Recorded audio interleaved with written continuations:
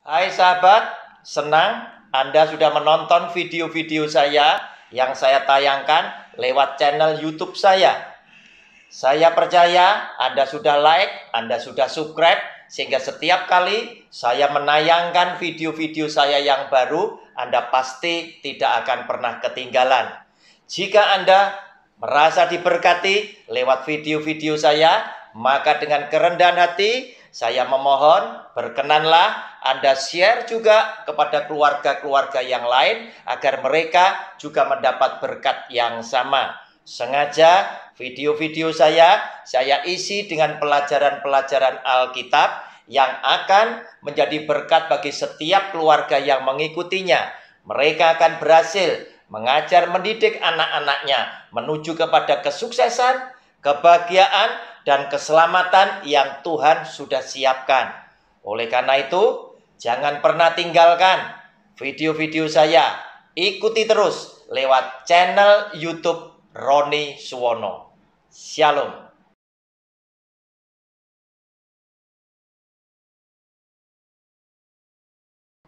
Shalom. Jumpa kembali dengan channel pribadi saya lewat program Sabar Selidiki Alkitab bersama Roni Suwono. Saudara, hari ini kita memasuki video yang ke-6 dari seri pelajaran dengan judul Khotbah seperti apa yang dibutuhkan oleh jemaat. Saya yakin adalah khotbah yang sudah disampaikan oleh Tuhan Yesus yang senantiasa memberikan nasihat kepada saudara dan saya agar kita sebagai anak-anak Tuhan mengikuti segala firman-Nya dan seluruh keluarga kita diselamatkan oleh Dia. Itulah khotbah-khotbah yang seharusnya disampaikan oleh para pembicara kepada sidang jemaat agar mereka pun terberkati dan keluarganya diselamatkan semuanya. Saudara, hari ini kita akan mencermati judul kecil yang berjudul demikian: berkat jasmani tidak penting bagi Kristus. Berkat jasmani tidak penting bagi Kristus.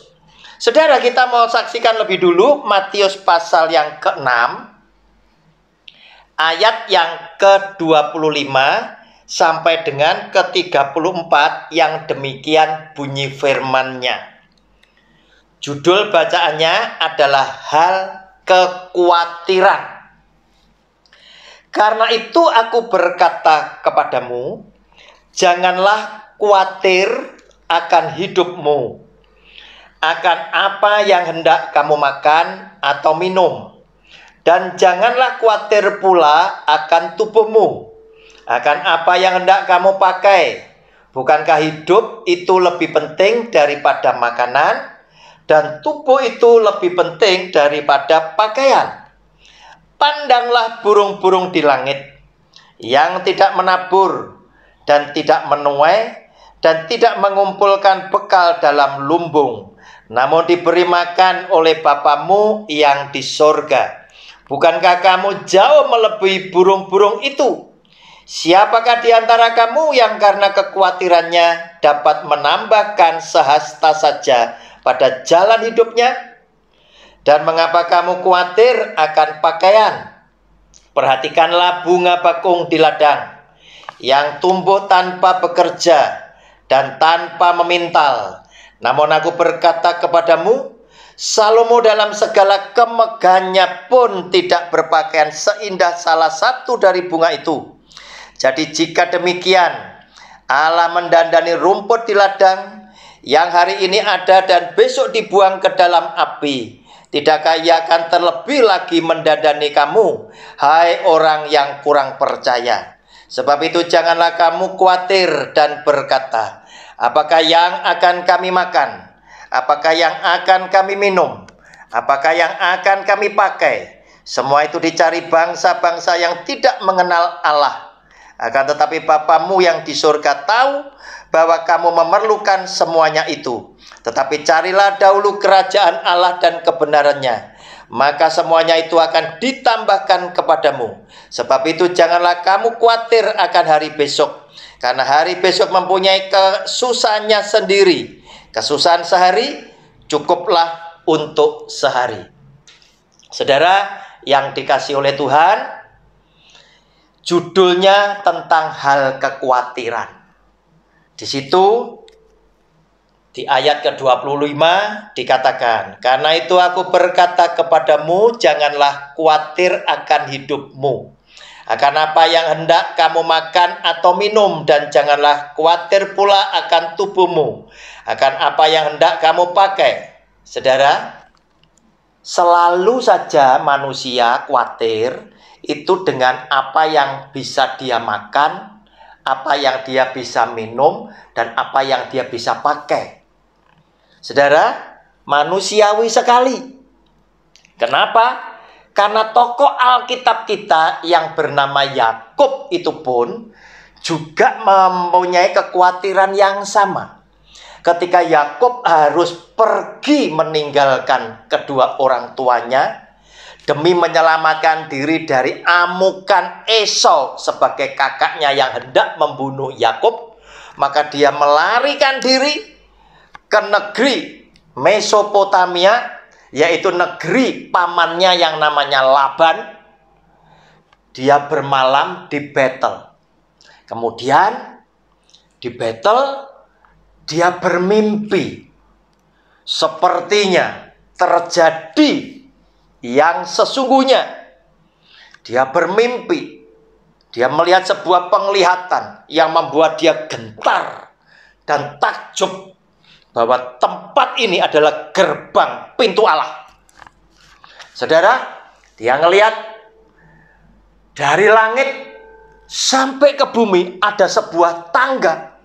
Dan di situ dia menyaksikan malaikat naik turun lewat tangga itu. Dan saudara, Yakub bangun, kemudian Yakub bernasar, Yakub mendirikan tugu, diurapi dengan minyak, dia berdoa, dia mengucap syukur, dan dia memohon kepada Tuhan. Tuhan, jika Engkau menyertai perjalananku, hingga aku boleh tiba dengan selamat di tempat tujuan, dan Tuhan membawa aku pulang kembali ke negeri orang tuaku dengan sehat dan selamat, serta Tuhan juga menyediakan roti untuk bisa aku makan, maka semua apa yang Tuhan berikan kepadaku akan selalu aku persembahkan 10%. Saudara, lihat, yang namanya manusia biasanya khawatir pertama yang menghinggapi hidupnya adalah selalu tentang isi perut, tentang kebutuhan utama, yaitu makanan, minuman, pakaian, dan tempat berteduh. Nah saudara, tetapi apa yang Yesus Tuhan ingin katakan di sini, bahwa sesungguhnya yang jasmani, yang engkau khawatirkan, itu tidak perlu harus menekan hidupmu. Oleh karena aku adalah Tuhan yang menghendaki engkau ada. Otomatis jika aku adalah Tuhan yang menciptakan engkau dan menghendaki engkau ada di muka bumi, aku tetap adalah Tuhan yang akan bertanggung jawab memelihara kamu sampai kepada keturunanmu pulang kembali kepadaku sebagai sang penciptanya. Tetapi Tuhan berkata, yang perlu kamu lakukan adalah mencari kerajaan Allah dan kebenarannya lebih dulu, maka segala sesuatu yang kau perlukan, yang tadi kau khawatirkan tentang makanan dan minuman dan pakaian, itu akan secara otomatis aku sediakan buat kamu. Nah saudara yang dikasih oleh Tuhan, lewat firman Tuhan ini, kita mendapatkan sebuah pengertian bahwa ternyata yang jasmani, yang kita khawatirkan, yang kita butuhkan oleh Yesus sebagai Tuhan yang menciptakan kita sudah disediakan sebelum kita memohon, sebelum kita meminta kepada Dia, Dia sudah siapkan. Tetapi silahkan kamu lakukan yang rohani lebih dulu, yaitu mencari kerajaan Allah dan kebenarannya lebih dulu. Maka segala yang jasmani yang engkau perlukan akan secara otomatis menyertai kehidupan kamu. Oleh karena itu, saudara, di dalam ayat yang ke-32 dia sempat berkata, kalau kamu masih mengkhawatirkan apa yang perlu aku makan, perlu aku minum, perlu aku pakai, kamu sama dengan bangsa yang tidak mengenal aku, bangsa yang tidak mengenal Allah. Kenapa? Karena bangsa yang tidak mengenal Allah, kata firman Tuhan dalam ayat 32, semua itu dicari bangsa-bangsa yang tidak mengenal Allah. Akan tetapi Bapamu yang di surga tahu bahwa kamu memerlukan semuanya itu. Saudara, anak kecil, dia mengenal baik papahnya, dia mengenal baik mamahnya. Lewat apa? Lewat sikap orang tua, kasih sayang orang tua, yang senantiasa dia terima sejak dia sebagai seorang bayi hingga dia mulai bisa merekam, dia mulai bisa mengerti apa yang dilakukan oleh orang tuanya. Itu dia dapat. Dan dia bisa yakin bahwa kedua orang ini adalah orang yang mencintai, mengasihi akan hidupnya. Sehingga bayi ini mulai pelan-pelan, tetapi pasti dia mengenal bahwa kedua orang tuanya adalah seorang pahlawan yang hebat di dalam kehidupannya dia. Yang suatu hari kelak, jika aku diberkati Tuhan, kedua orang tuaku yang sudah menjadi pahlawan di dalam hidupku adalah orang yang harus aku bahagiakan sampai kepada mereka pulang ke surga dengan bibir yang tersenyum. Saudara, anak kecil ini bisa mengerti. Sehingga oleh karena dia mengerti, ketika dia pergi dengan kedua orang tuanya, tanpa persiapan apapun, dia yakin apa yang aku perlukan, apa yang aku butuhkan di dalam perjalanan nanti oleh papa mamaku, semuanya sudah disediakan. Sehingga aku hanya ingin pergi bersama dia, dan di dalam gandengan tangan kanannya hatiku tenang, karena bersama dia aku dijagai dengan aman dan dengan selamat. Saudara, anak kecil ini tahu, dan seringkali dia mengalami hal-hal yang ajaib, hal-hal yang penuh mukjizat. Bagaimana tidak? Seringkali apa yang dia alami adalah sesuatu yang dia tidak pernah meminta. Oleh karena dia tidak mengerti bahwa benda itu, bahwa perkara itu adalah sesuatu yang penting bagi hidupnya.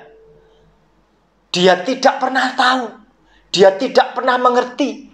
Tetapi kedua orang tuanya yang mengasihi dia tahu bahwa itu engkau butuhkan.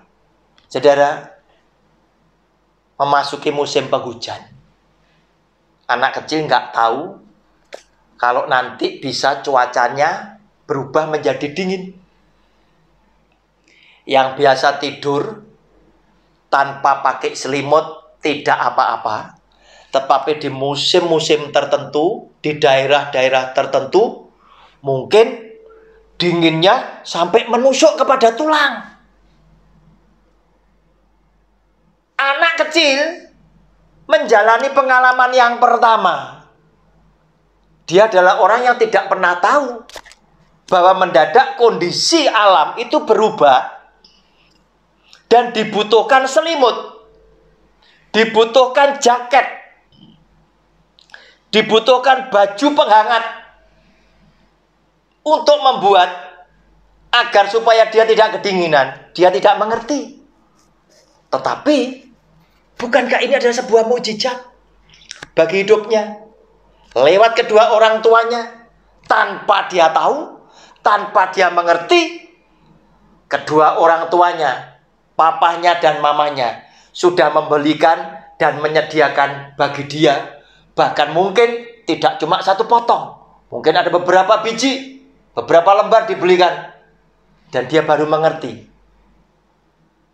Saudara, inilah yang Tuhan Yesus maksudkan. Ayat ke-32. Jika engkau masih mengkhawatirkan hal-hal seperti itu, sesungguhnya engkau ini sama seperti bangsa-bangsa yang tidak mengenal Allah. Akan tetapi Bapamu yang di surga tahu bahwa kamu memerlukan semuanya itu. Saudara dikasih oleh Tuhan, Dia adalah Tuhan yang sangat mengasihi saudara dan saya. Dia adalah Tuhan yang tahu akan kebutuhanmu. Walaupun engkau mengerti itu engkau perlukan, tetapi mungkin engkau lupa untuk berdoa, meminta kepada Dia demi kasihnya Dia kepada saudara, kepada saya. Dia tetap sediakan. Oleh karena itu, jangan pernah bersungut-sungut ketika engkau berdoa dan doamu tidak dikabulkan. Tetapi bersukacitalah dan ingatlah senantiasa, ada begitu banyak kita diberkati tanpa kita berdoa, tanpa kita meminta. Tidakkah itu adalah sesuatu kebaikan Kristus kepada kita, yang tahu akan kebutuhan kita? Di tengah-tengah kita tidak menyadari bahwa itu kita perlukan, itu Dia sediakan. Syukuri, ada begitu banyak berkat Tuhan yang Dia curahkan dalam hidup keluarga kita tanpa sadar. Kita tidak pernah berdoa, kita tidak pernah meminta, tetapi karena Dia tahu itu menjadi kebutuhan saudara dan saya, Dia curahkan di dalam kehidupan setiap pribadi keluarga kita masing-masing. Nah, saudara yang dikasih oleh Tuhan, oleh karena itu, yang jasmani tidak penting bagi Kristus. Oleh karena itu, Dia mengajarkan kepada saudara dan saya di dalam sebuah doa Bapa kami yang singkat tapi padat isinya, komplit isinya. Yaitu pada Matius pasal 6 ayat 11. Dia berkata begini, berikanlah kami pada hari ini makanan kami yang secukupnya. Dia tidak menghendaki saudara dan saya menjadi orang yang sukses dengan berkelimpahan harta macam-macam. Tidak. Tetapi yang secukupnya. Tetapi Dia pun tidak melarang saudara dan saya bisa menjadi kaya. Tetapi Dia memperingatkan, hati-hati orang kaya sukar masuk ke dalam kerajaan sorga. Kenapa? Karena dengan seiring berkat kekayaan diberikan di dalam hidup keluarga saudara dan saya, sesungguhnya Dia sedang memberikan tugas mulia untuk engkau dan saya. Agar supaya lewat harta benda yang boleh kita miliki, kita boleh memiliki kesempatan yang lebih besar untuk melakukan perbuatan baik, untuk menjalankan perbuatan berbagi kasih dengan orang lain yang menghadapi kesulitan. Sehingga lewat apa yang kita lakukan, nama Tuhan dimuliakan, hati Tuhan disenangkan sebagai Sang Pemberi dan sebagai Sang Pencipta yang memberikan tugas dan kepercayaan kepada kita sebagai orang yang diberkati dengan kekayaan secara jasmani. Tetapi yang sesungguhnya bagi Kristus yang jasmani tidak penting. Yang dia utamakan adalah jika saudara dan saya dan keluarga kita adalah orang-orang yang nama keluarga kita masing-masing sudah tercatat di dalam kerajaan sorganya yang mulia, hingga kelak kita semuanya boleh menjadi penghuni bersama Kristus dalam hidup yang kekal. Amin. Saudara, pastikan Anda akan tetap bersama dengan saya pada video yang akan datang. Haleluya. Amin.